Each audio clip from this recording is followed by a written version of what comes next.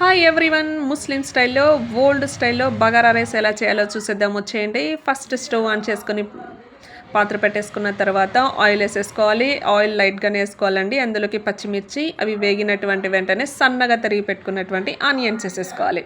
Onions అనేవి బాగా మగ్గించుకోవాలి. టేస్ట్ బాగా రావాలి అంటే రైస్ కూడా ఫుడ్ కలర్ వేయకుండా కలర్ఫుల్గా ఉండాలంటే ఇదేనండి రెసిపీ. బాగా ఆనియన్ అనేది బాగా గోల్డిష్ కలర్ వచ్చేయాలి. ఆ తర్వాత ఇక్కడ టమోటాస్ వేసేసుకోవాలి. అవి కూడా సన్నగా తరుగుకోవాలన్నమాట. ఇక్కడ నేను మీకు క్వాంటిటీ చెప్పట్లేదు కదా, 1.5 kg రైస్ అండి నేను చేస్తున్నది. చూడొచ్చు ఇక్కడ బాగా టమోటాస్ కూడా బాగా మగ్గిపోవాలన్నమాట. ఇలా కలుపుతూ ఉండాలి మధ్య మధ్యలోనే, లేకపోతే కనుక ఏమవుతుందంటే బాగా మాడిపోయే ఛాన్స్ ఉంది. తర్వాత ఫ్రెష్గా రెడీ చేసుకున్నటువంటి ఇంట్లో ప్రిపేర్ చేసుకున్న అల్లం వెల్లుల్లి పేస్ట్ అండి ఇలా వేసేసుకోవాలి. ఇక్కడ బాగా గుర్తు పెట్టుకోండి, అల్లం వెల్లుల్లి పేస్ట్ ఎంత ఫ్రెష్గా ఉంటే మనకు టేస్ట్ అనేది అంత బాగా వస్తుంది అనమాట. క్వాంటిటీ ఎంత కావాలో అంత వేసేసుకోవాలి. చూడొచ్చు ఇక్కడ జస్ట్ ఒక 1 minute అండి, అది పచ్చివాసన పోయే వరకు అలా వేయించుకోవాలి. ఆ తర్వాత ఇంట్లో ప్రిపేర్ చేసుకున్నటువంటి గరం మసాలానండి, అదే చెక్క లవంగాల పౌడర్ అనమాట. ఇవి డైరెక్ట్గా వేయడం కంటే ఇలా వేయడం వల్ల చాలా టేస్టీగా ఉంటుంది, బాగుంటుంది అనమాట. అండ్ నెక్స్ట్ ఫైనల్కి వచ్చేసరికి కొత్తిమీర పుదీనా బాగా క్లీన్ చేసేసుకొని అవి కూడా వేసేసుకొని ఇవన్నీ కూడా మళ్ళీ జస్ట్ ఒక 1 minute నుండి 1.5 minute వరకు బాగా కుక్ చేసుకోవాలి. గుర్తుపెట్టుకోండి, ఇక్కడ మనం రైస్ కుక్కర్లో పెట్టట్లేదు. కొంచెం ఓపిక తెచ్చుకొని నిదానంగా మనం అక్కడే ఉండి మాడిపోకుండా కలుపుకుంటూ చేసుకుంటేనే పలావ్ అనేది చాలా బాగుంటుంది. చూడండి ఇలాగనమాట, నీట్గా బాగా మగ్గిపోవాలి. ఇలా బాగా మగ్గిపోవాలి. ఇలా మగ్గిపోయినప్పుడే టేస్ట్ అనేది మనకు అప్పుడే స్మెల్ తెలిసిపోతుంది అనమాట. చాలా బాగుంటుంది. చూడొచ్చు ఇక్కడ. ఆ తర్వాత నేను వాటర్ కొలుచుకుంటున్నాను. ఒక గ్లాస్కి ఒక 2 glasses వాటర్ క్వాంటిటీ తరపున వేసుకోవాలన్నమాట. ఫైనల్గా ఉప్పు వేసేసుకోవాలి. ఉప్పు వేసేసుకున్న తర్వాత ప్లేట్ పెట్టేసి బాగా మరిగించుకోవాలన్నమాట.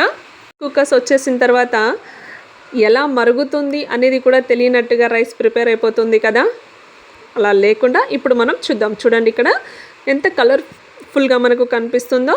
ఎసురు అనేది బాగా కాగిపోవాలి. దీనికంటే కూడా కొంచెం బాగా మరుగుతూ ఉండాలన్నమాట. అప్పుడు వేస్తేనే రైస్ అనేది చాలా ఫాస్ట్గా ఉంటుంది.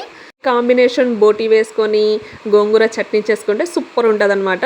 చూడండి ఇక్కడ బాగా మరుగుతుంది కదా, ఇలా మరుగుతున్న టైంలో బాగా నానబెట్టుకున్నటువంటి రైస్ తీసేసుకొని మనము ఆ రైస్ మొత్తాన్ని కూడా ఇందులోకి వేసేసుకోవాలి. వాటర్ అనేది లేకుండా వేసేసుకోవాలండి, ఎందుకంటే ఆల్రెడీ క్వాంటిటీ కరెక్ట్గా వాటర్ వేసుకున్నాం.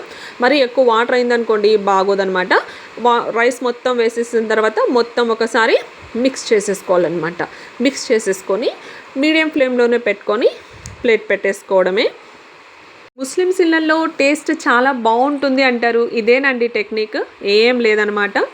అండ్ చాలామంది ఏం చేస్తారంటే కస్తూరి మేథి వేస్తారు. అలా వెయ్యకండి. రైస్ ఇలా బాగా ఉడుకుతున్నప్పుడు సగం మెల్ట్ అయిపోయినప్పుడు వాటర్ అంతా అందులోకి నిమ్మ చెక్క తీసుకొని నిమ్మకాయ పిండండి.